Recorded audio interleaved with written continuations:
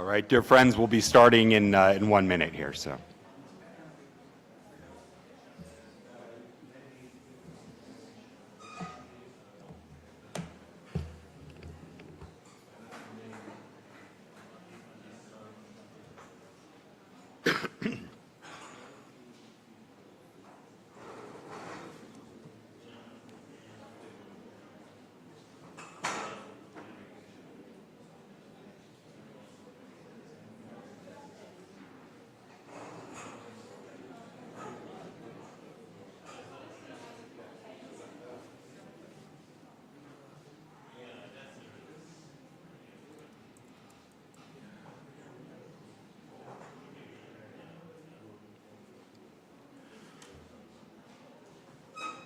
All right, let's go ahead and get started. Good afternoon, everyone, or good morning for those of you who might be watching over our live stream. It's wonderful to be here. My name is Alex Cooley. I'm a professor of political science at Barnard College in New York, also the current vice provost for research there, a senior research associate at Harriman's Columbia Institute. And today's panel is a three-way multinational collaboration involving here the Institute for International Relations of Pandion. And thank you so much to Ino once again for partnering with us. And then two Columbia entities, the Harriman Institute for the Study of Russia and Eurasia, and also the newly established Columbia Global Center here in Athens. So it's a tripartite sponsorship. We're also thankful to the Carnegie Corporation of New York for providing support for this event today. Now, the event today was born out of a network of research collaboration that I think we've been now, I think Kirsten hosted the first of these about 6 years ago, on a team of researchers from different disciplines that study the offshore world, right? We hear a lot about the offshore world, offshore companies. Sometimes it's associated with shady deals, money laundering, and so forth. But here you have three true experts who have studied it from very different perspectives using quite creative, I would say, research methodologies. And part of what we're doing here today is bringing our interest in Russia and especially sanctions into dialogue about the offshore world, right? And especially when we think about 2 years onwards, Western sanctions in Russia, have they worked? And I think the answer would be, in some ways, they have done some long-term damage, certainly to the Russian economy, but certainly they have not stopped the Russian military campaign. And the initial anticipation that the Russian economy would be damaged 8 to 10% of its GDP by Western sanctions was quite overly ambitious and overinflated. Initially, the damage was about 3% of GDP, and now we see the Russian economy growing on a robust military production capacity. And now we've also seen reports of all sorts of, I would say, innovations, accommodations, reroutings that Russia and Russian companies have managed to innovate to get around sanctions, whether that is the re-export trade from neighboring countries, so Chinese goods coming into Kazakhstan and Kyrgyzstan and then being re-exported, building a shadow fleet for the carrying of Russian oil and trade, swaps with Middle Eastern countries. And then I would say, to get into today's topic, while we saw several Russian oligarchs and individuals sanctioned, in addition to the sectoral sanctions, and we saw the film of seizures of yachts, right, from ports in Italy and so forth, we started then getting images weeks later of those same yachts popping up in places like Dubai, or places where the sanctions regime has not been maintained. So I think the topic for today is an attempt to sort of figure out not only how the Russian economic entities and political advisors have used the offshore system to reroute and get around sanctions, but also to draw upon the experts here to tell us where the offshore system is going right? And whether it's been affected by this massive sanctions regime itself. I think the two are in somewhat of a symbiosis. So just to briefly introduce our speakers, to my left, Professor Brooke Harrington, who is a professor of sociology at Dartmouth College, author of Capital Without Borders, which is a wonderful study of wealth managers and their secretive world, highly recommended. And then a new book, which we'll shamelessly plug, Offshore. And what's the subtitle? Stealth Wealth and the New Colonialism. Stealth Wealth and the New Colonialism, which will be out in the fall. Welcome, Brooke. To my right, Professor Jason Sharman, who has this wonderful title, the Sir Patrick Sheehy Professor of International Relations in the Department of Politics and International Studies at Cambridge. I just know him as Jason. Jason is the author of many books, too many to list. I think some of the pertinent ones of today's discussion is The Despot's Guide to Wealth Management, an intriguing study called Global Shell Games, which perhaps he'll tell us a little bit more about, as well as some really interesting work on the Indo-Pacific space and European colonialism and so forth. So Jason, welcome. And you also have a new book out on the offshore world that'll be coming out next year. Genesis, excellent. Yeah. So we'll float some of these ideas today. And then to Jason's right, delighted to welcome Professor Kristen Surak, who's an associate professor of political sociology at the London School of Economics and the author of The Golden Passport, Global Mobility for Millionaires.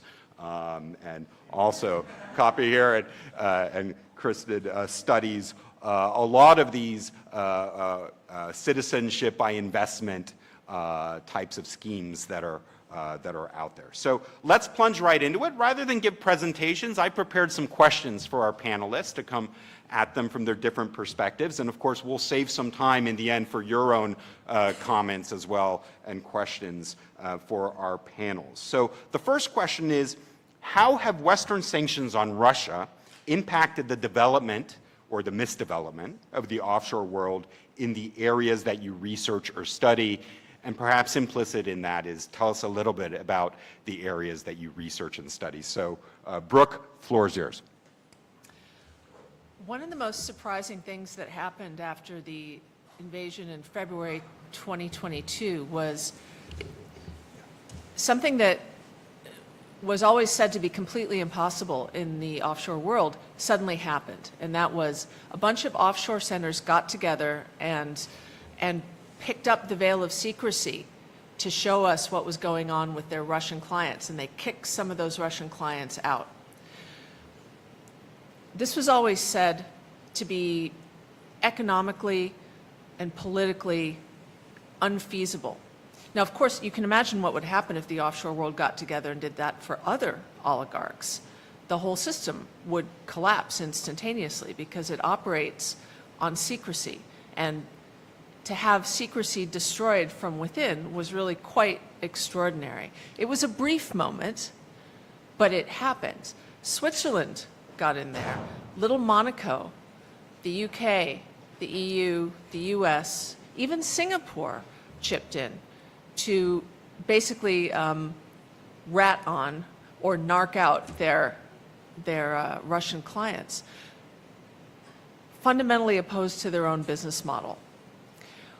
What I've wondered, but haven't been able to find out as yet, is what signal did that send to all the other oligarchs who weren't Russian, who weren't exposed in this way by the people they trusted in places like Switzerland? I would have thought it would send a rather negative signal, like, wow, we better take our business elsewhere because, look, under the right circumstances, these people are willing to give us up and our secrecy. As far as I know, and maybe Jason or Kristen is better informed on this, that exodus hasn't happened. But that would be a question I would have going forward. Great. And perhaps maybe you can tell us a little bit about I know you study wealth managers, and I'll ask you about that in a little while. What have you found out with some of your colleagues in Dartmouth about wealth managers and Russian oligarchs and how they might be different than other types of global oligarchs? So after more than a decade of studying the offshore world purely in a qualitative way, first by training to become an offshore wealth manager, and then spending time observing, practicing wealth managers in 18 offshore centers all over the world. I had to do that because people who manage wealth for oligarchs don't talk to sociologists if you email them or call them. They don't talk to journalists. There are actually legal penalties in some jurisdictions against wealth managers talking about their work with outsiders. So I had to become a quasi-insider in order to get information. I never practiced as a wealth manager, but I did get the credential. It took 2 years. And that was my ticket to enter their professional society meetings and to gain enough trust that individual wealth managers would meet with me. Could you remind me of the question again? No, your network map of Yes. the client, the wealth managers of Russian clients and how that differs from others. Yeah. So my last book, my first book about offshore finance, came out in 2016, a few months after the Panama Papers.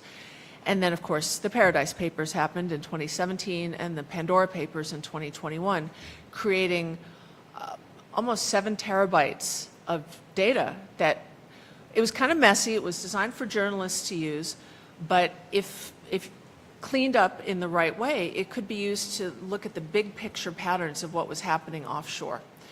And so I've spent the last couple of years looking for partners with network science skills to test propositions from my qualitative research using this massive trove of data from the offshore leaks. So that's what Alex is referring to. I've published one article that actually pinpoints the very special ways that Russian oligarchs use the offshore system. It doesn't look like the way that other oligarchs do it. For one thing, it's more like what you would expect in a mafia kind of society, in that a very small number of wealth managers are entrusted with information about what these oligarchs actually own. Carefully guarded secret. And the thing is, the oligarchs, of course, are tight with each other, so they all tend to focus and concentrate their business on the same wealth managers.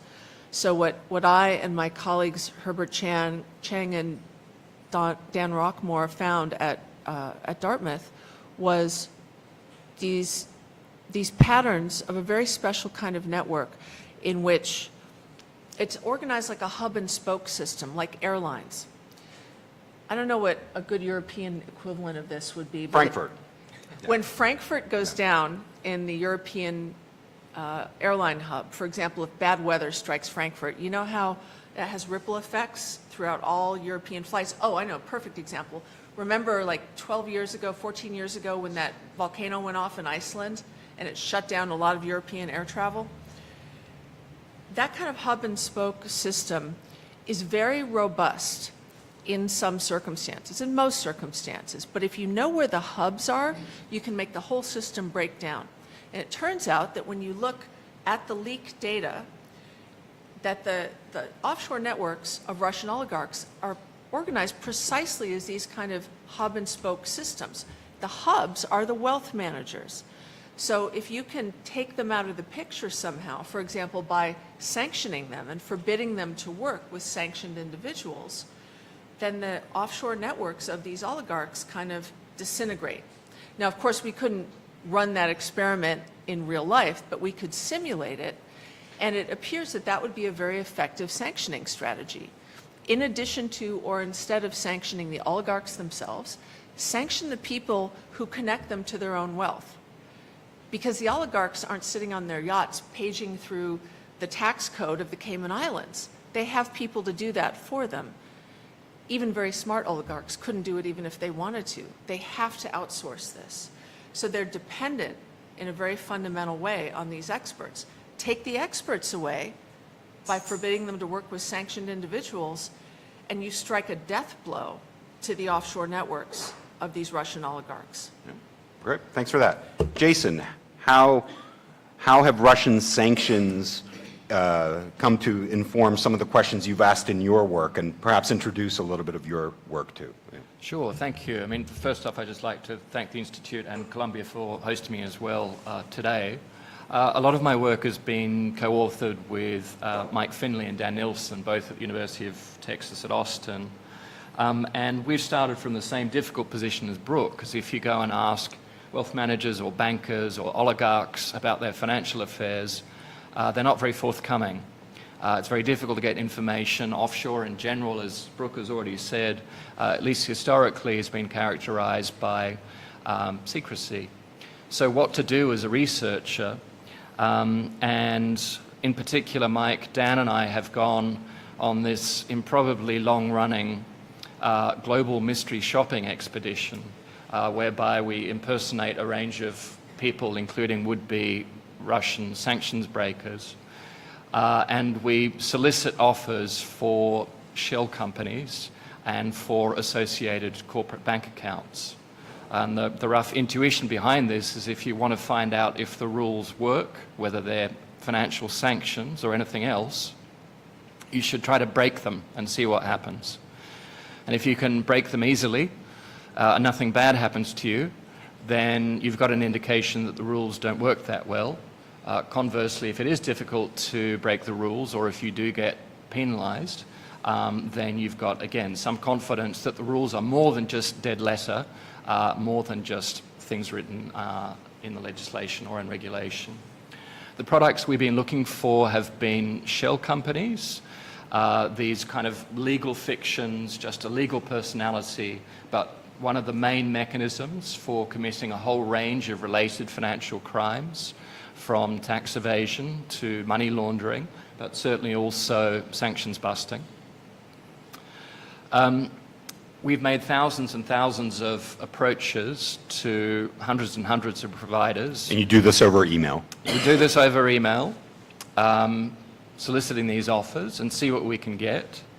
When it comes in particular to sanctions on Russia, I think first off it's important to remember that there were sanctions on Russia before the invasion of Ukraine in February 22. Obviously the sanctions have been ratcheted up and strengthened, but in some ways there have been sanctions for up to 10 years, particularly on individual Russian government officials beforehand. So part of this research was to say, when we impersonate named Russian officials who are sanctioned on various sanctions lists, does it in fact make it more difficult, or are those people subject to any more scrutiny than boringly innocuous, normal-looking people? So when we email solicitation from, at least ostensibly, from Russian government officials, does it make any difference in the likelihood of, first off, getting a reply to our email solicitation? Second of all, are either law firms or banks, the two main sort of firms that we reply, are they any less likely to do business as they should, given that they're dealing with sanctioned individuals? And thirdly, if they are willing to do business with these high-risk Russian sanction names, are they any more likely to apply the rules about selling shell companies and associated corporate bank accounts? And the number one rule is really know your customer, to force customers to prove who they are as part of this overall global regime of trying to keep dirty money out of the financial system. It's a big, sprawling project, just one aspect on Russian sanctions, again, of this email mystery shopping. We found that even when we tested sanctions on Russia that had been there from the invasion of Crimea originally in 2014 or even earlier, so we were interested in sanctions that would have been in place well before February 2022.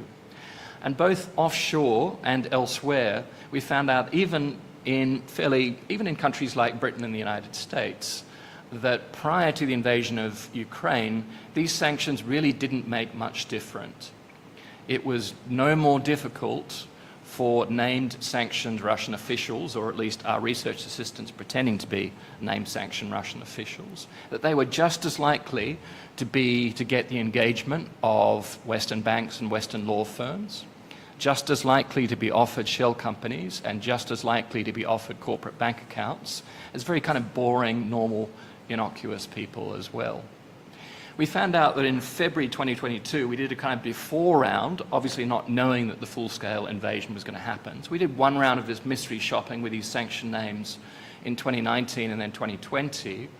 Then we did a subsequent round after the invasion, and we found out that even though the sanctions laws that we were looking at hadn't changed, these were ones that were there before February 2022, the attitude of providers, both offshore and onshore, had changed radically. That there was much more discrimination against named Russian officials, sanctioned Russian officials, and that both banks and law firms, despite the fact the law hadn't changed, that their attitude to enforcement radically had, for reasons that we think have much to do with the politics, with the moral repugnance that really swept the world, or at least large portions of the world of 2022, and of this idea of political and reputational concerns. So in that sense, it was the politics and the reputation of sanctions that made them effective, not the laws themselves, which in this case had been in power for a long time. We found this in most offshore centres as well as onshore, which again is a surprise because, as Brooke said, this is not what we associate, this kind of rigorous upholding of the law doesn't fit the popular stereotype of offshore. It's probably a big exception to the offshore, and that's maybe one we'll talk about in subsequent rounds, and that's probably Dubai, which is maybe a big part of the story to come, but I'll leave it there. Perfect. And Kristen, you studied another part, related part of the offshore system. Same question to you. All right, yeah, so in a way I'm looking, you know, many wealthy people do what's known as structuring. They structure their wealth, they hold it in various forms of trust companies or through various vehicles so that it can, you know, in a sense, protect them either from people knowing that they have this money or even from, you know, just saving on taxes in various forms. So, you know, it's often said that wealthy people structure themselves in terms of their money, but I look at how they do that in terms of mobility by looking at the global market in citizenship by investment and residence by investment, or golden passports and golden visas. And in looking at that, thinking about that world vis-a-vis the rise of Russian sanctions and the importance of this, especially this last round, it has been very interesting in terms of the geopolitics of it. So first of all, they're often especially with these sanctions, there's a halo effect. So it's not merely the individuals who are on the sanction list who are hit when it comes to mobility. It's actually anybody who's a Russian citizen or a Russian passport holder has been hit, you know, in a number of countries in terms of mobility. It's just simply much harder to travel on that kind of passport and to do business on it as well, no matter what you think of the regime. So there's, you know, it means that there's also large numbers of emigres, large numbers of people who voted with their feet, decided to leave Russia. I do not want anything to do with Putin's Russia, who've left, but they're still hit by those restrictions that have come against, especially in terms of mobility, the travel restrictions. So there's been an increase in demand for second citizenships, second passports, particularly among Russian citizens these days. But what's been very interesting within the space is the geopolitics of the field. So if you look at the countries that are big players in the golden passport market, citizenship by investment, it's really about 10. And about half of that market is dominated by Turkey, and about a third of that are 5 countries in the Caribbean. You know, ones you probably never heard about unless you like to go on beach holidays in the Caribbean. What's interesting there is that the U.S. has been able to tell other countries who they can and cannot naturalize, which is absolutely astounding when you think about citizenship. But it does say something about the role of the power of the U.S. So the U.S. has told the 5 Caribbean countries, as well as Malta, which is the only country that has a citizenship by investment program that also has visa-free access to the U.S., you cannot naturalize Russian citizens. And they've all fallen into line. And the U.S. follows up with these countries as well to make sure that they're doing it. So it's interesting, because if you're a Russian citizen, you can still get a visa to the U.S., you can still naturalize in the U.S., but the U.S. has ensured that these 6 countries cannot. What about Cyprus? Sorry to... Yeah, so Cyprus is an interesting one, and I'll also mention Turkey too. So Cyprus shut down its program in 2020 after Al Jazeera did an incredible undercover story that exposed corruption up to the highest levels of government. But traditionally, Russians were a core part of the Cypriot citizenship by investment market. And so there are a number of Russian citizens that hold Cypriot passports. I was recently talking with the head of the program in Malta, who said that actually after the US sanctions came in, they did a retrospective audit to see if any of the sanctioned individuals had gotten citizenship in Malta, and he said, thank goodness there were none. My guess is if Cyprus were to do that, they would probably find a slightly different story. In fact, I'm pretty sure that, because they also had, I think it was Deripaska had Cypriot citizenship, and I'm not sure if Abramovich was able to get it in the end or not. So Cyprus would be a big one, but I think even bigger right now is Turkey. So the U.S. has not been able to lean on Turkey in terms of, telling it whom it can and cannot naturalize. That might have something to do with the role of Turkey as a buffer state, keeping about 4 million refugees from coming into the EU. So there's not a lot that the EU or the U.S. says to Turkey about its citizenship policies, but it is naturalizing. It is, doing about 50% of the global market right now, which means, somewhere around, at the moment, maybe 5,000 or 6,000 applications per year. Add in the family members, so maybe additional, 2.5 family members on each application. So it is a sizable number who are coming through Turkey, which does no additional background checks than they do just on, their standard Interpol checks or whatever. It's probably fairly easy to work around that if you want.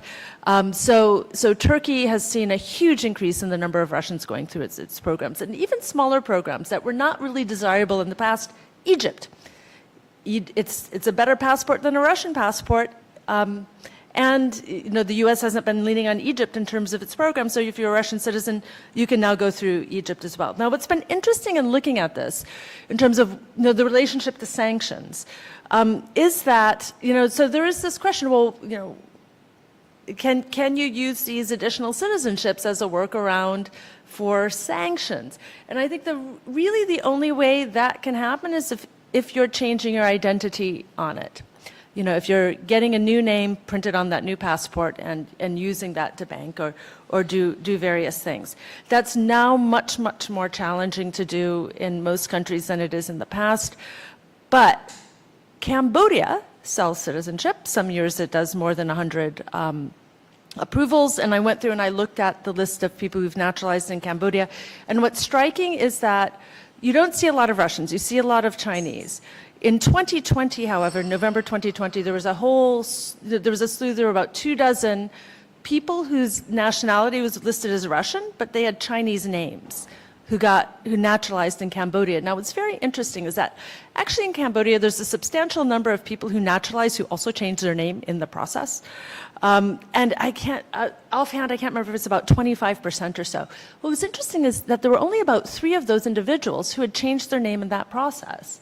And so I was kind of struck that Cambodia is not appearing as a big workaround for Russians or, even potentially sanctioned Russians in this. I mean, maybe something else is going on, the individuals with Chinese names, but claiming Russian citizenship, they could also be wealthy business people who, in Cambodia, you can't own the land your company is on unless you're a citizen, so they could be doing it for other reasons, but it was a notable trend.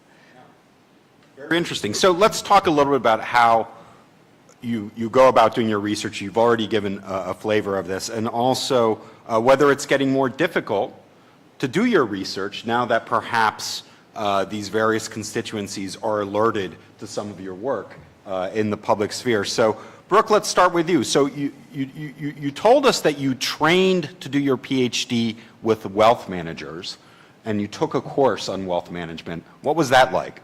No, actually, I got my PhD in 1999, and I started wealth manager training after I'd been a professor for some years, so not until 2007. So in sociology, there's sort of an ethics rule that says you can't deceive people you want to study. I mean, you can, but if you do that, then you can't get research funding and you can't get your work published anywhere. So there are pretty strong incentives to prevent deception, which obviously creates some challenges. When I first mustered up the grant funding to go take this 2-year wealth management course, which turned out to be much more challenging than I was expecting. Where was it? Where was the course? Yeah. Well, it's all over. It's organized by an organization called STEP, the Society for Trust and Estate Practitioners.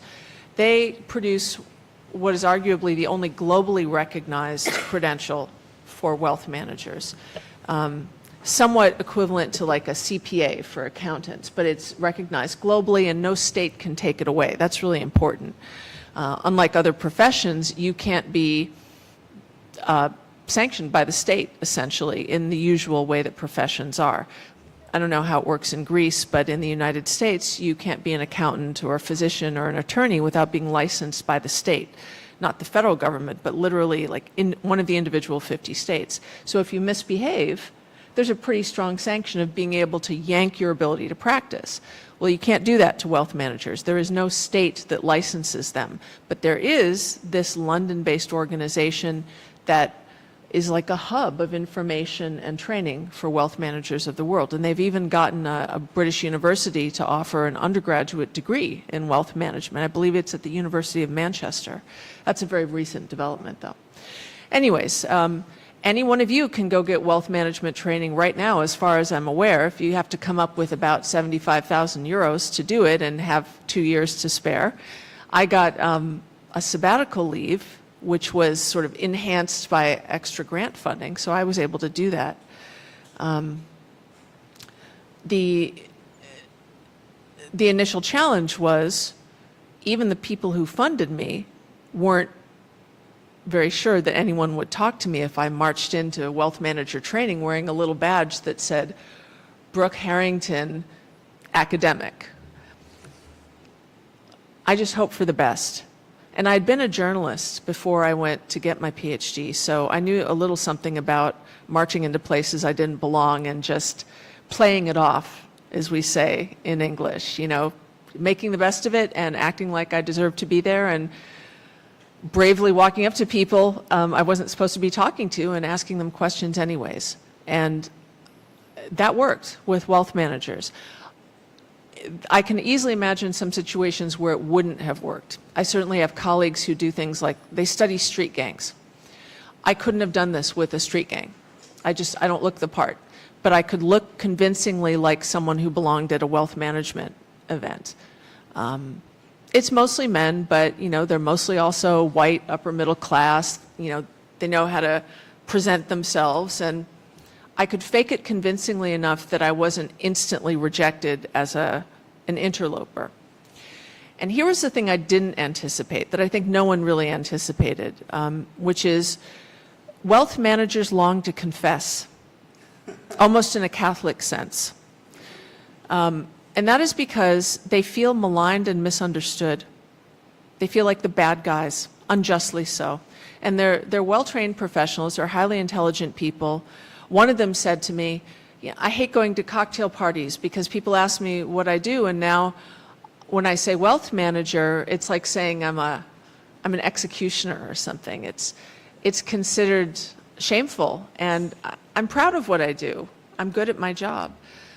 So there's a tension between the confidentiality to which all wealth managers are subject, sometimes by law. For example, if you're a Swiss wealth manager and you just accidentally reveal some information to a person on a bus, much less a journalist or a sociologist, about your client, you face not only civil penalties, but criminal penalties. So there are quite strong incentives to keep your mouth shut. On the other hand, they feel maligned. So they want to get what they regard as the truth about their work and the good things that their work does in the world. They want to get that out there. Their families are bored hearing about it. Their colleagues are potential competitors who could use the information to harm them professionally. So I come along and I know enough, being in these classes, I know enough that I can listen to them without stopping them every 2 seconds to say, wait, what does that word mean? What's a fiduciary? What's a bearer bond? I know what those things mean now because I've taken the classes. But I'm also not someone who is going to compete with them or use what they tell me to like go steal their clients. I promised them anonymity, I promised them confidentiality, and I kept to it. I've never revealed their names, and I won't. And they just let loose on me. One guy only stopped talking to me after 3.5 hours because the cafe where we were sitting was closing and they were putting the chairs up on the tables. That's how much these people want to unload. I recognize this phenomenon from when I was a journalist. When I was like 22 years old, I was working in the Associated Press Bureau of Atlanta, and people would cold call the Bureau and want to get their story out. Sometimes they were Ku Klux Klan members, these sort of white supremacists. And I would just have to sit there very calmly and take my notes, with the understanding that they were trying to use me to launder their image. And I didn't have to let myself be used in that way, but I could just let them ramble on until they said something interesting. And that's exactly what I did with the wealth managers. I'm not sure, now that I've published a book about this, that I could ever do that again. It's kind of a bummer. I wish I could dive back into that world. But as far as I know, they haven't closed the door behind me. And it really is true that if any of you wanted to gather up 75,000 euros and spend 2 years, you too could become a professional wealth manager. Thank you. So Brooke talked about sort of ethics and the problem of getting this kind of research past your ethics board, and that you're not supposed to deceive.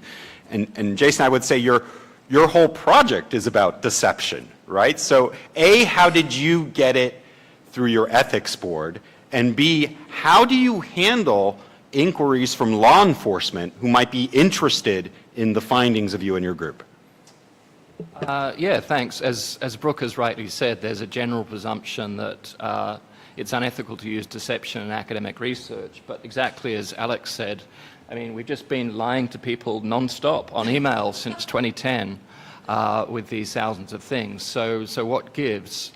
And in fact, that under a specific range of circumstances, you are allowed to lie to people in social science research, but appropriately it's governed by certain rules. First off, that no one can come to harm as a result of the deception.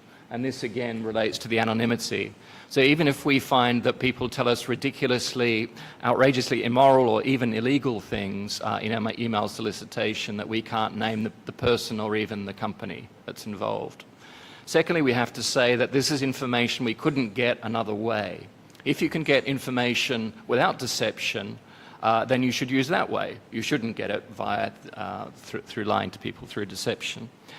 And our argument is that asking people, do you follow the rules, is not actually a very good way of finding out if people follow the rules. And that in fact, we need to find out what they do when they think they've got a real live customer on the line or the other side of an email account there. The other one is that there has to be some benefit to society as well. So if it's just, Brooke and Kristen's books are unusual in reaching a wider audience. Most of the stuff academics publish is pretty specialized and, shall we say, rather niche.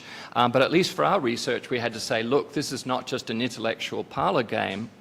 Knowing whether our rules against tax evasion and corruption and knowing whether our sanctions laws actually work is useful stuff for policymakers. These laws are important. They cost a lot of money to enforce. We don't really know if they work. And so we did actually get this through the ethics board. I should say as well, there's a bit of legal risk as well. Another reason that we don't mention people's names, either individuals or companies, is because they could sue us, which in Britain is a thing. In the United States, less so in terms of defamation. And the third thing we had to look out for as well is not just getting in trouble with the ethics board, not just being sued by private individuals, but also not being prosecuted by the US Department of Justice. If you try to break sanctions laws that the United States have enforced, that's punishable by a 10-year jail term. And as much as Mike, Dan and I are committed to our research, we're not that committed. So we did get legal advice to make sure we weren't going to be prosecuted and sent to jail for 10 years as well. So yeah, certainly important to get our ducks in a row in all of those areas. Fascinating. Kristen, what about you in terms of your own research methods and places that you've been and how you've gone about getting your information? I found it actually fairly, a lot more straightforward than I would have thought at the beginning, as well as, fantastic in terms of travel. So I kind of stumbled into this world going to an industry conference. Like many industries, there are these industry conferences where businesses doing one part of the citizenship sale thing in this global market connect with other businesses, and then they connect with the governments. And occasionally there are these, conferences around the world that are aimed at, potential investors or potential buyers, and they're sort of, facing the client in a way. And I went to one of these things and I realized, oh my God, this is a big scene. It's not just cash for passports. There's a whole industry behind it. And there's the prime minister of a country that's over there who's talking about it because it's so important for the country. It's more than 20% of GDP. So he's out there talking about this too. And so I started going to these conferences and just basically asking people about their jobs. And I think probably similar to Brooke, people like talking about their jobs, and especially at a conference, so I would go up with my little academic thing and say, and I think also because I didn't go in with an agenda per se, I was just really curious about how this whole world works in the first place. Now, of course, you get a lot of company lines, and you get the story that, as I'm sure, all of you know, too, the story that people want to project of themselves or what they're doing and all of that. And then you can ask them about their competitors and see what they say about their competitors. And you can try to get at this from various different angles. And then, you can actually go to the countries themselves, and you can talk to locals, and you can talk to journalists, and you can, try to get as many different angles into this world to try to make sure that, try to understand what's really going on in all those cases. And because this is a global market, you've got, the countries that are the key, in effect of selling countries, and then you get the global hubs in different regions of the world where you've got the buyers. What are the buying countries? The buying countries right now used to be China, but COVID hit China pretty hard. Now you can just talk about like the Middle East, which would be Iraq, Iran, Syria, Afghanistan, Pakistan. Russia, post-Soviet countries are really big, but with very limited options. It's Turkey. But those are, and the interesting thing within this is the rise of U.S. citizens. And that's going to, I think, really reshape the field as well. So I ended up going to now, I think, 19 different countries to trace how this market works. And what's been interesting, too, in connecting back to sanctions, and this kind of the geopolitics of the U.S. going in much more strongly now, et cetera, is that it's made my life a lot easier because I'm also interested in the numbers and understanding how many countries are doing this. So there's been pressure that's very top down on these countries because, of course, there's stuff that goes on the side, et cetera, as you might be able to imagine. But it's also meant that that's also created more bottom-up pressure within the countries that are selling as well, where locals are recognizing not only how important it can be financially for a country, but also what are the real risks too. And that's made my life much, much easier in terms of getting good numbers about what's going on. Interesting. So one more round of questions. So take this however you want it. Maybe let's go reverse order, and Brooke will end with you this time. Is the offshore world changing? Is this secretive sort of place that you trained as a wealth manager, you sent these email experiments, you went to these conferences? It's just as important, it seems, as it has been. We've had these leaks, Panama Papers, Paradise Papers, so forth. We've had sanctions. And yet it's still this enormous thing, but is its character changing? Is it becoming more non-Western, post-Western? Are different countries using it? What are your impressions now after working in this space for a while? Yeah, that's a very interesting topic, and I think it'll also probably connect to what Jason will say too.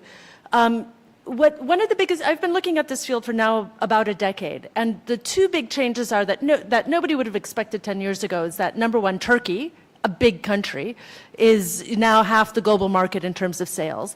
And number two is the enormous rise in the number of US citizens who are going for these programs. And the rise of Turkey is really important, in part, as I was describing in terms of the geopolitics and how much harder it is for global powers to, in effect, surveil Turkey. But it's also, and to wrap it into, because of course in Greece, there's a very strong popular golden visa program. To wrap this, from just looking at golden passports to also golden visas. The Greek program has become very, very big. It's probably about 3,000 approvals per year. There's a big bump up in 2022, then a drop off in 2023 as well.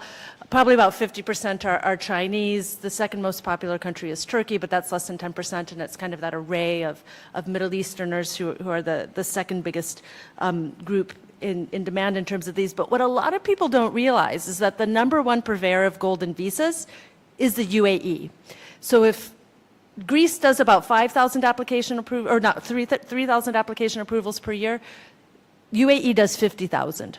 It's huge. And what does it take to become a tax resident in the UAE? All you have to do is be physically present there once every 6 months. So if you want to develop, in a sense, the sort of profile needed, and the UAE will do this for Russians too, and you can get a golden visa within a couple of weeks doing the application online. So if you want to build a sort of profile that is acceptable for banks in various ways, it's much, much easier to do it through a UAE golden visa than it is through a lot of these citizenship by investment programs themselves. So I think there's a very, very big South-South story that's not being told. You get the European Union that's very, very concerned about visa-free access to the EU, et cetera, security concerns, but Turkey doesn't have visa-free access to the EU. It's really only elite Turks who are able to get I can't remember if it's the green or the red passport that does give that.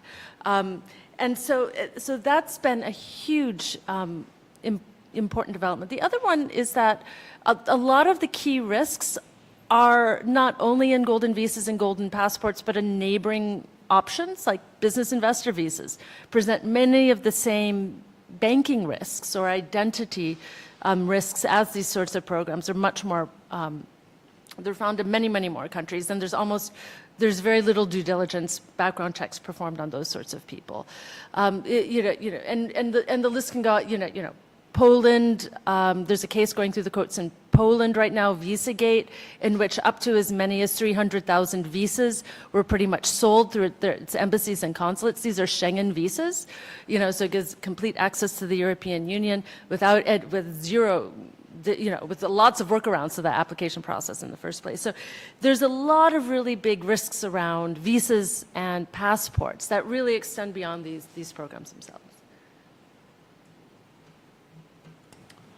Thanks. Yeah, I think probably three big changes to offshore. One, the kind of moral stigma that Brooks referred to.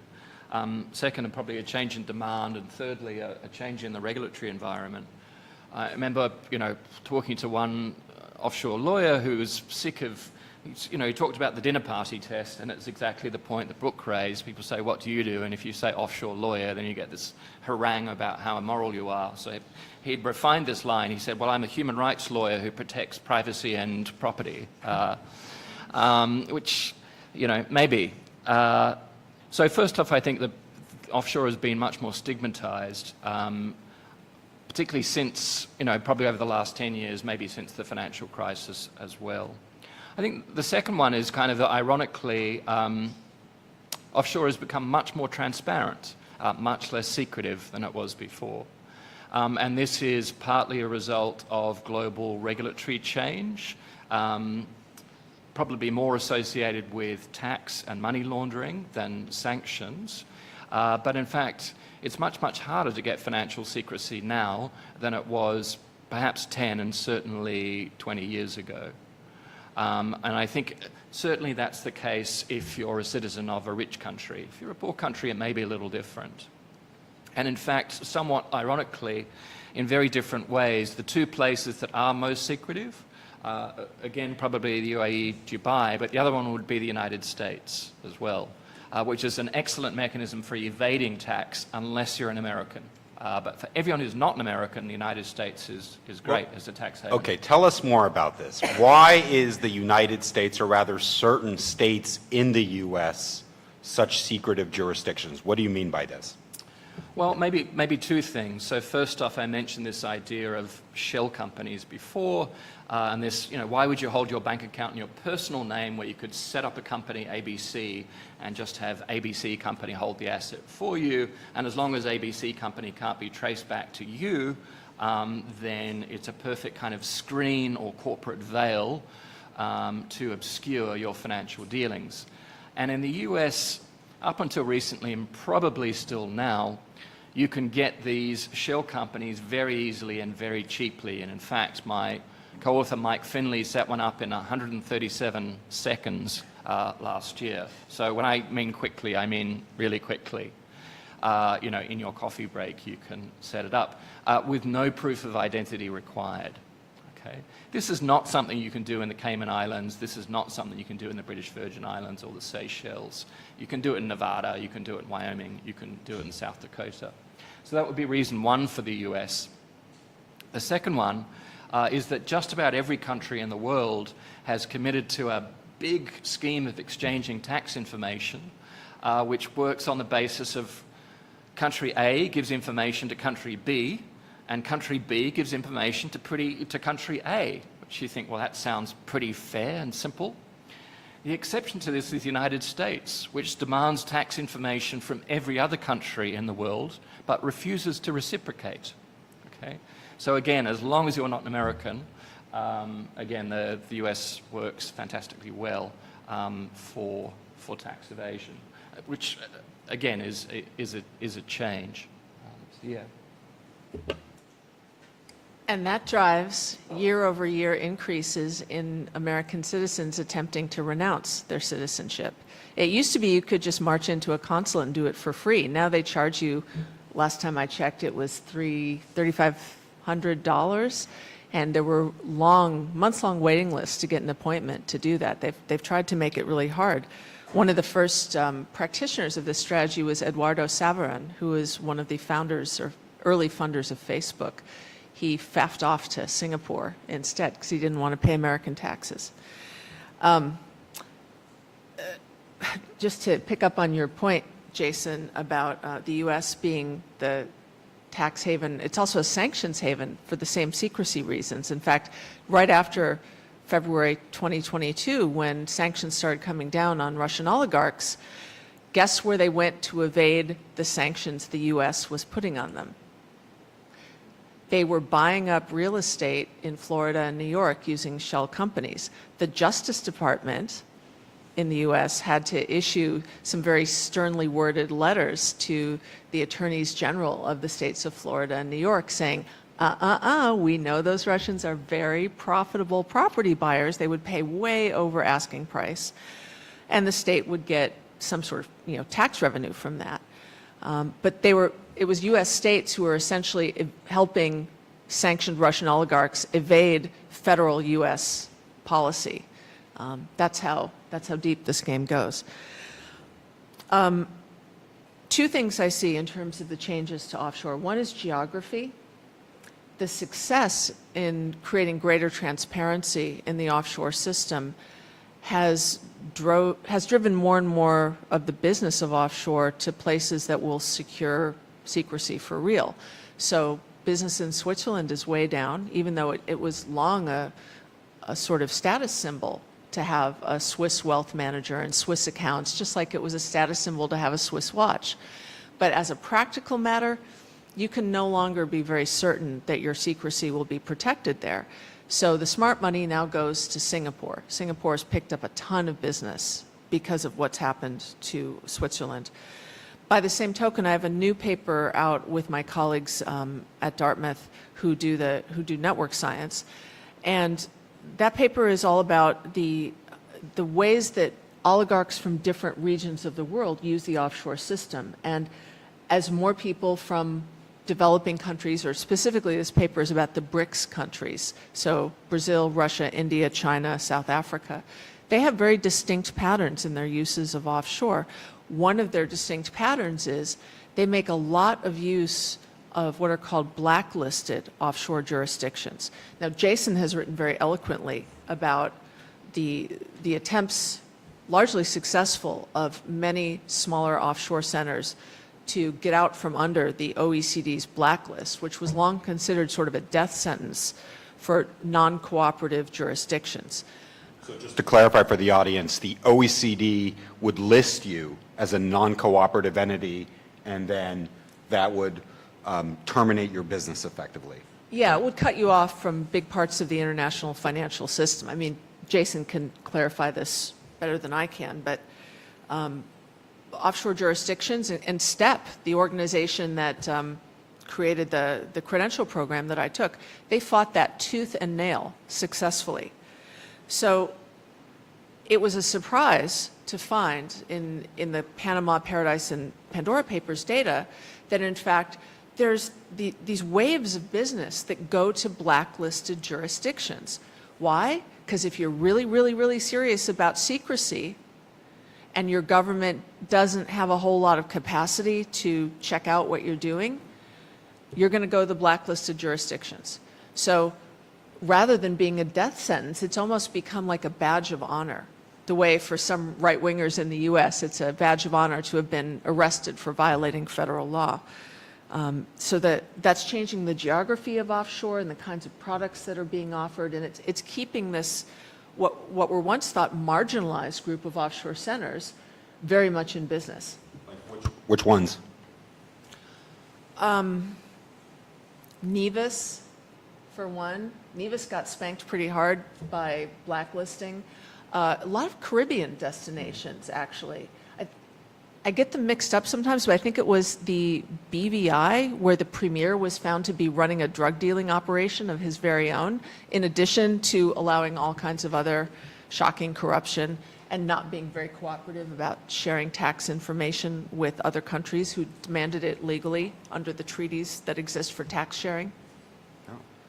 All right, so after that whirlwind tour, I'm sure you might have your own questions about the offshore system or golden visas or passports or anything else you might want to talk about today. Let me just ask you to raise your hand and just tell us who you are, and please speak into the microphone. So this is go to Sophia.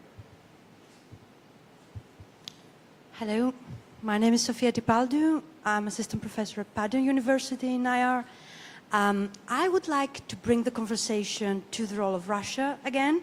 So how do all these offshore companies, what you very well described today, how did this play back to the war in Ukraine? Do you see any results that this might have had on the war today? Thank you.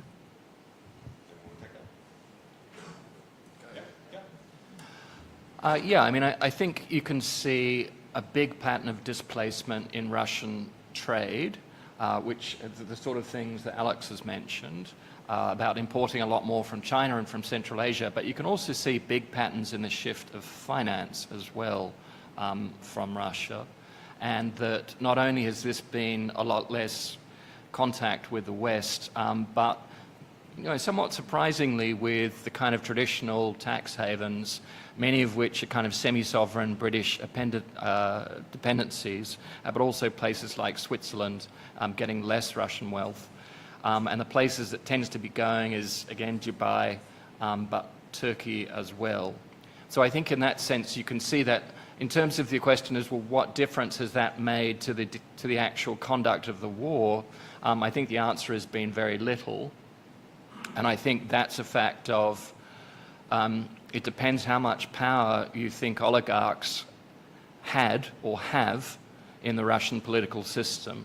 Up to a point, if oligarchs don't have much power over the decision to launch the invasion or the conduct of the war, then conceivably no amount of pain, financial or otherwise, caused to the oligarch or oligarchs collectively will make a difference to the conduct of the war.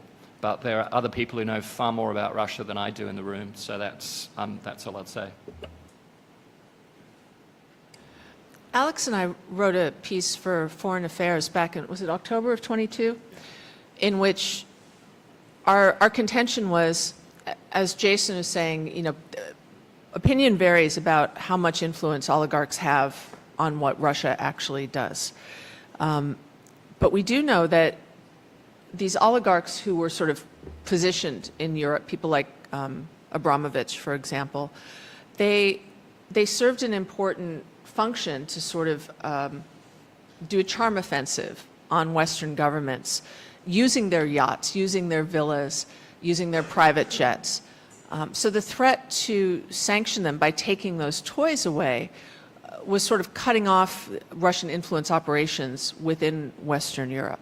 To that point, it seems like sanctions have succeeded because they've basically driven the oligarchs and their toys into isolation in places like Dubai, where they can no longer schmooze the heads of state and policymakers in Western Europe.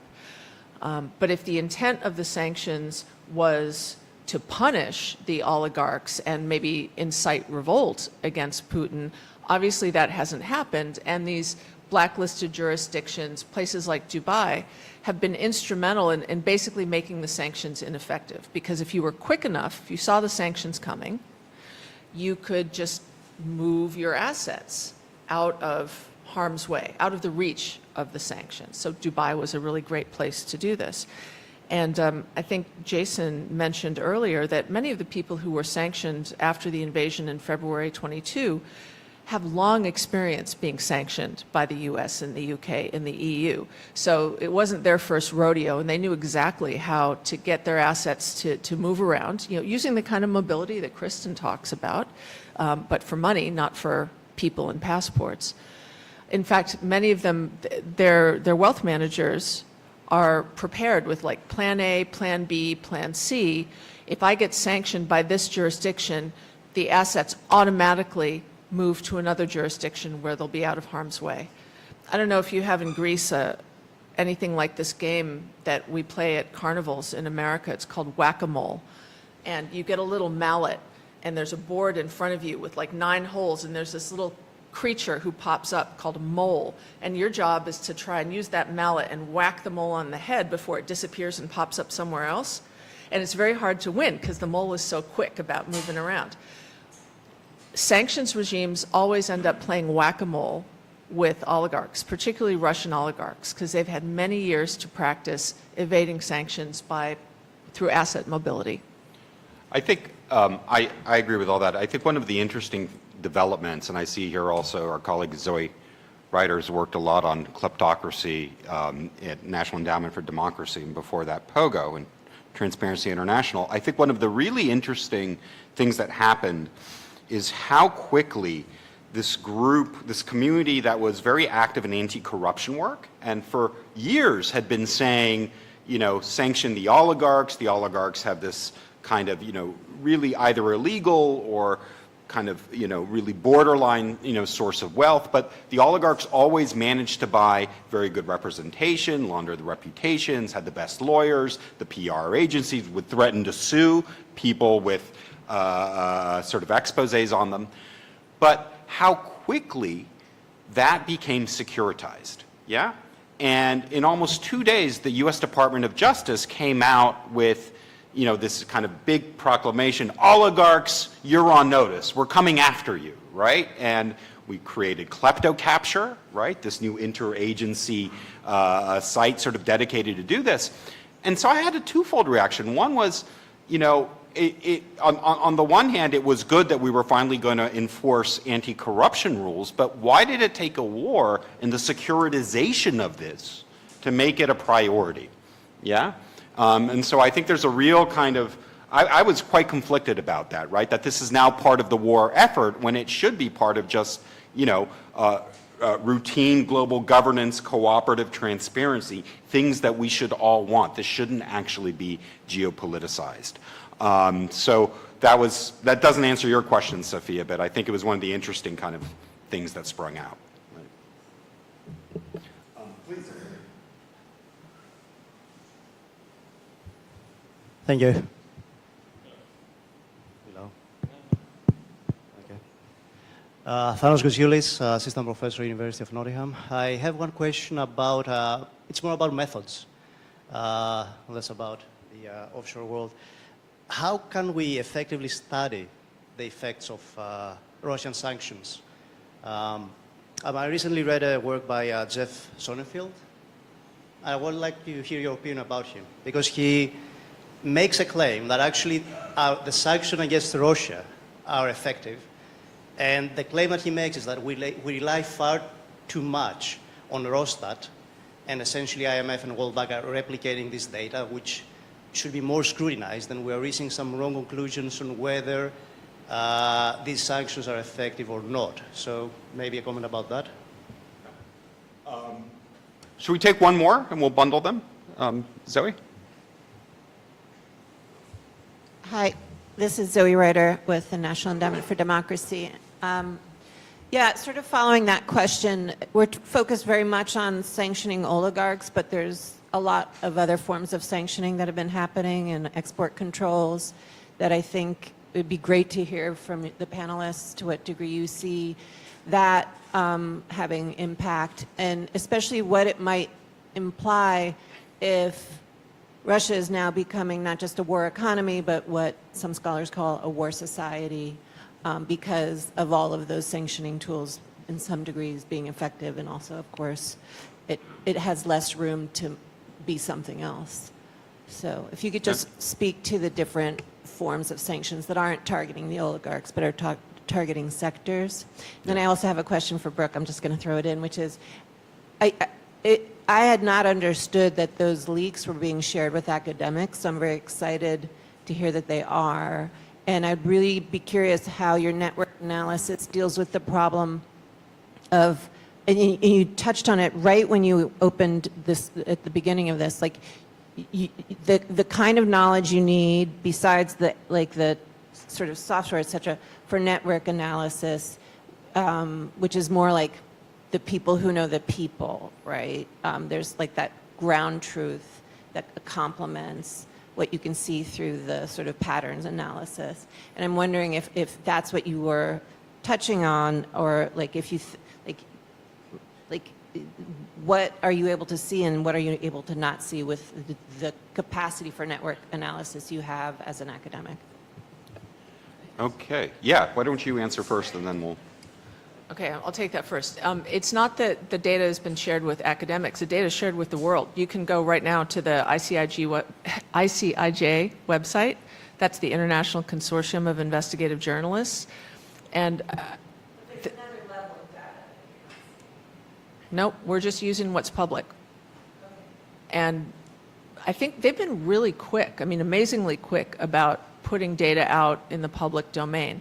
They don't share everything, and they won't share everything because some of it's identifying like photocopies of people's passports. And they don't want to get sued either. They're pretty careful about that. So, you know, there are terabytes upon terabytes upon terabytes, like 100 million files or pretty close to it. The problem with it is that it's very difficult to use. As I said, I alluded to that the fact that the data are organized in such a way that it's useful if you're a journalist and you're investigating a particular person. Like if you want to know about, you know, what Bob Smith from Azerbaijan has been up to, you go right to that ICIJ website, you look up everything on Bob Smith, bada bing, bada boom, very useful.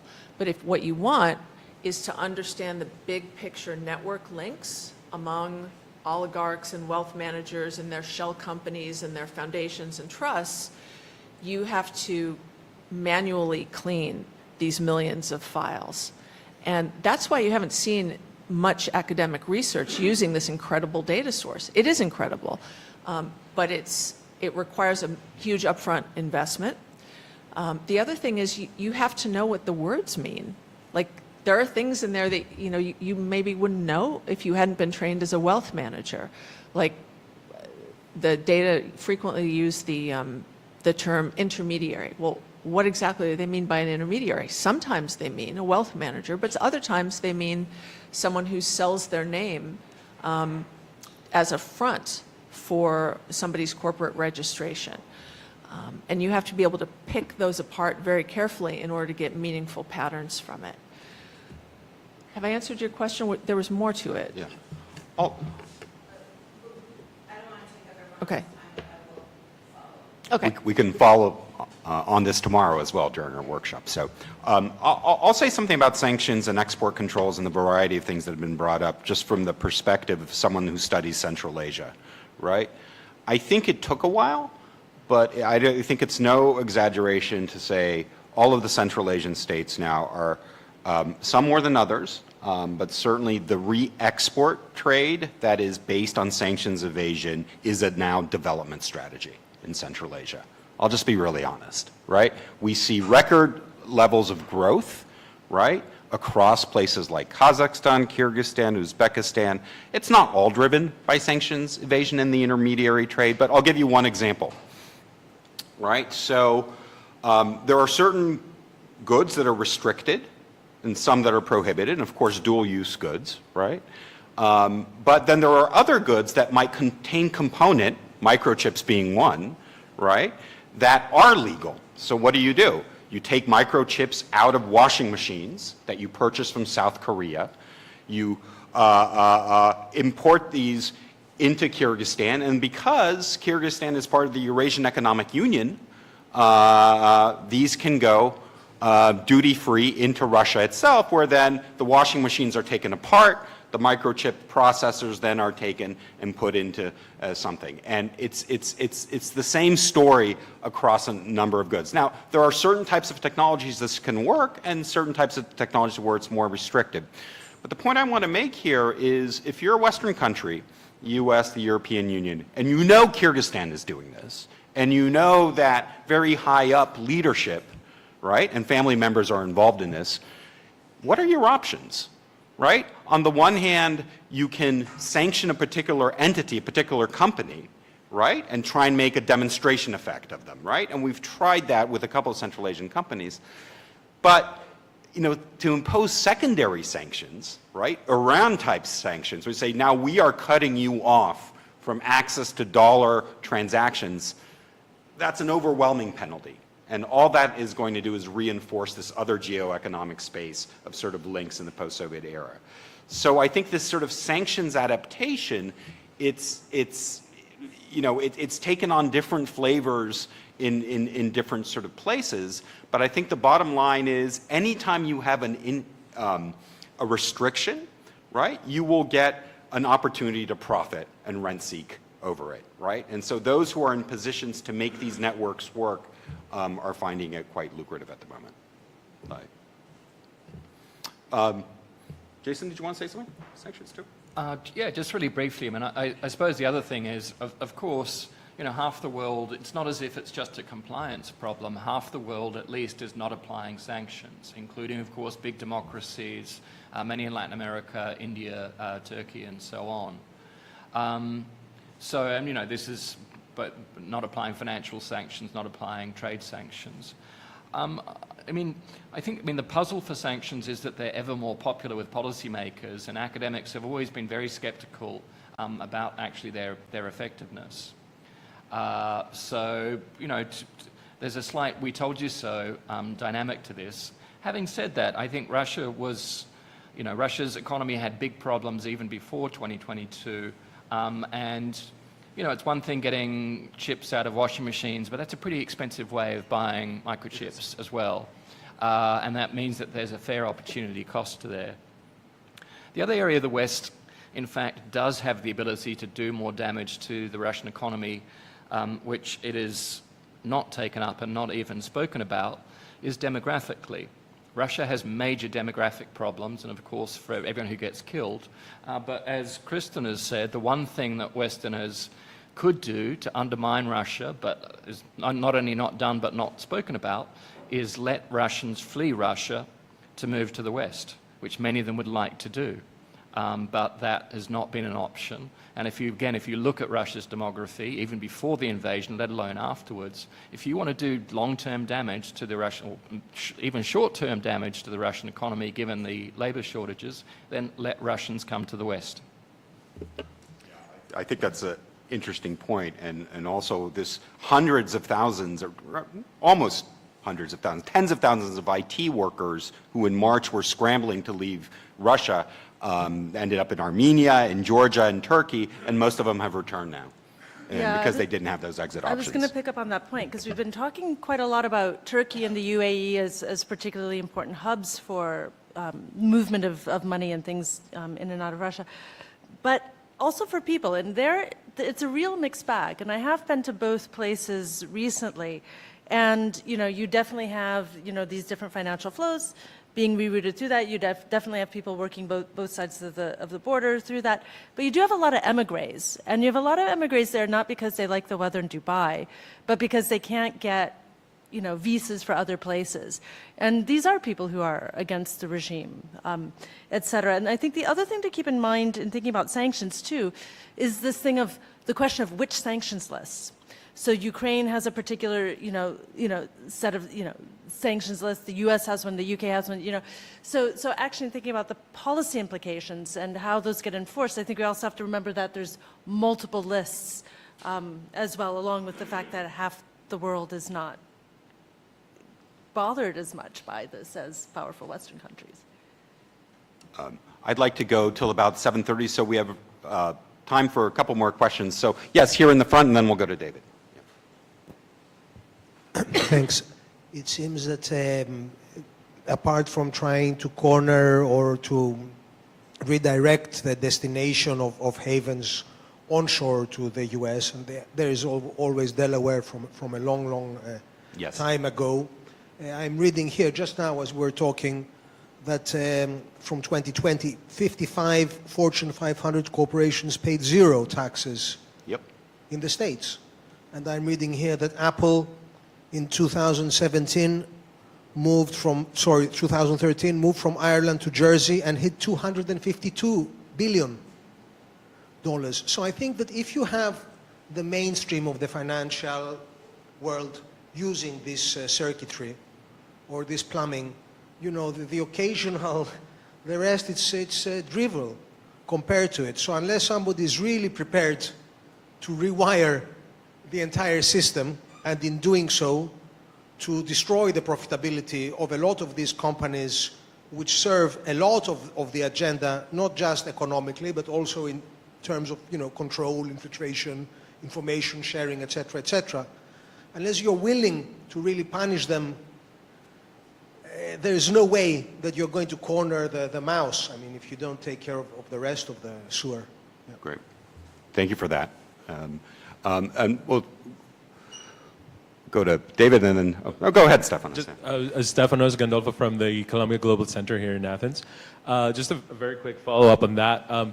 It seems that we have all the knowledge of the world of, quite intimate knowledge of how the system works and what we need to do to control it in many ways. Then do you think it's an issue of lack of political control, of political will, because it would require controlling larger corporations or other geopolitical issues? So my question is, what's your involvement, engagement with policymakers in terms of fixing all of these loopholes? Yeah. Perfect. And can I also just welcoming you to the Athens Global Center, Stefanos? We're really delighted you're at the helm. So thanks so much. I know it's your first week here. David. Thanks so much. David Lewis, University of Exeter in the UK. I had a question about onshoreization. There's some evidence from the Russian economy that their pretty rapid growth, 5% in the first quarter, is partly funded by the fact there's a lot of money swirling around that would normally have left the country, and instead, for all the reasons we've talked about, is not going out to offshore centers.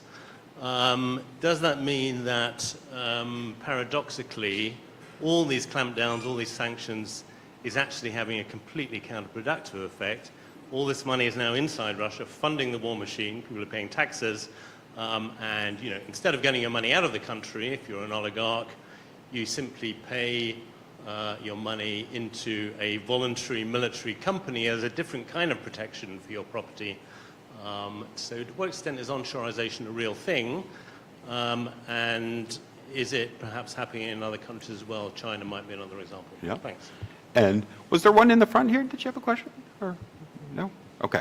All right, perfect. So lots of food for thought here on important topics. Who wants to start with the corporate angle of this? Jason, I know you've thought about this. Sure. I mean, I think that probably the two comments linked together. I mean, what can we do that we're choosing not to do, and what is not possible to do? I think there it's important to make a distinction between corporate tax avoidance within the law but against the spirit of it, versus tax evasion, which is illegal. And actually, I think that at least for rich countries, over the last 10 or 20 years, rich countries have proved to be pretty effective in tackling tax evasion, particularly when it's by private people. And part of that has been effectively beating up on small island states, which is a fairly practical thing to do. I think where there is the ability but not the political will is exactly the sort of figures, particularly in the United States, but not just the United States.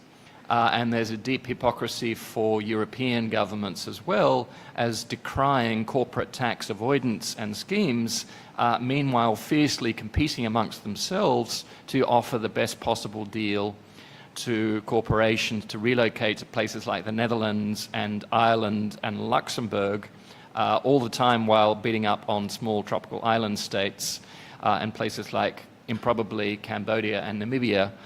So I think for the corporate tax avoidance, that's exactly a question of political will of governments, just rich country governments simply choosing not to address the problem. Kristen, do you have any thoughts on these? Yeah, I mean, so very briefly, this is what Jason was talking about. There's a PhD student at the LSE right now who's completing a PhD looking at common reporting standard and implementation and how Switzerland and the UK have dodged this precisely in part because they want to protect their own. And they know this is important for the economies. And then also thinking about the inshoreization in terms of the Russian economy and the massive growth that it's seen. Certainly, yeah, but I kind of wonder if that is good up until the point when planes start crashing and nobody wants to take a flight within the country because it's so hard to get parts for the planes that they do start crashing at a very high rate. So I think it's interesting because I've been in debates about that from both sides, but I think some of those risks are quite dire as well. Yeah, I'll turn it over to Brooke in a sec, but just, one intervention on David's point. Also when you think about the Western corporate pullout, right, that happened in the first weeks, McDonald's, IKEA, and so forth, they stranded these assets. Well, who did these assets go to, right? They went to political loyalists and they became new sources of patronage to distribute to political clients, right? So on the one hand, McDonald's was, taking a clear stand, right, and leaving. On the other hand, like the basic infrastructure is operating, but is now in Russian hand, and it's actually a symbol of sanctions defiance, right, and moving along. So, yeah, thanks for that, David. As I was heading over here today, I saw in the news that the ruble had dropped precipitously in value. Yesterday it was worth 90 rubles to the dollar, and today it's 200, and there are runs on the bank that the Russian banks are apparently trying to prevent Russians from withdrawing their assets. I don't know, I'll defer to the Russian experts in the room on whether interpretation of that is accurate, but what I've been reading is that's evidence that sanctions are at long last working. So there's some evidence of disruption within the Russian economy as a result of sanctions. To Stefanos' point about what then must we do, as Tolstoy put it, a lot of the reason that nothing has been done is that what we see in the Panama and Paradise and Pandora Papers is it violates the spirit of the law, but it adheres to its letter. So there's a wonderful emeritus professor of law at Oxford named Doreen McBarnett who coined the term creative compliance for what wealth managers do. That's where you violate the spirit while adhering to the letter of the law. And that's how the other secret ingredient of offshore finance, secrecy on the one hand and creative compliance on the other. That's why despite all these terabytes of data from the offshore leaks, there have been hardly any prosecutions and maybe fewer than a dozen convictions worldwide, despite all that evidence that's been dumped into the public domain.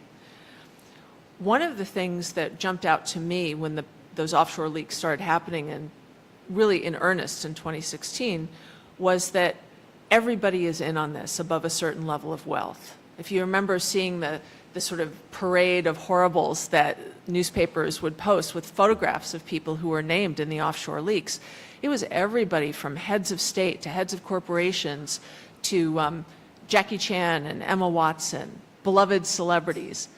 And the impression that one gets is that there's this elite club of people, maybe they only number in, less than 5 figures, but they're all using offshore. Even the Queen of England showed up in the Paradise Papers. So there's a huge problem of elite conflict of interests, especially at the national level. The people in policymaking circles who are actually empowered to shut down a lot of the abuses of the offshore system are themselves beneficiaries of it. Exhibit A was David Cameron after the Panama Papers. I'm old enough to remember when he would wag his finger at British boy bands who would incorporate in Ireland to avoid UK taxes. He came down really hard on them in public. Lo and behold, Panama Papers come along. Guess who's a beneficiary of an offshore trust? Mr. Cameron. And then in the Pandora Papers, we saw people like Andre Babish and I think his name was Uhuru Kenyatta in Kenya, both of whom had run explicitly on anti-corruption platforms. They were not just avoiding taxes, but engaged in like industrial scale corruption using layers and layers of offshore structures. So even the good guys, the people whose public face in politics is, I'm going to crack down on abuses of the tax code or abuses of the offshore system, they're in on it too. They are the bad guys. So when I'm asked to consult to national or collective bodies like the OECD or the European Parliament on what to do about abuses of the offshore system, most of the people who work in those bodies are lawyers by training. And so there's this phrase in American English, when all you have is a hammer, everything looks like a nail. To lawyers, everything looks like a legal problem. We just need another law, the magic bullet law that's going to put a stop to all this. My answer as a sociologist is, nah, the oligarchs have better lawyers than you do, and they have deeper pockets and more time. And they can fight you in ways you can't even imagine. They'll keep you in court for 20 years, and they'll win by war of attrition. Happens all the time.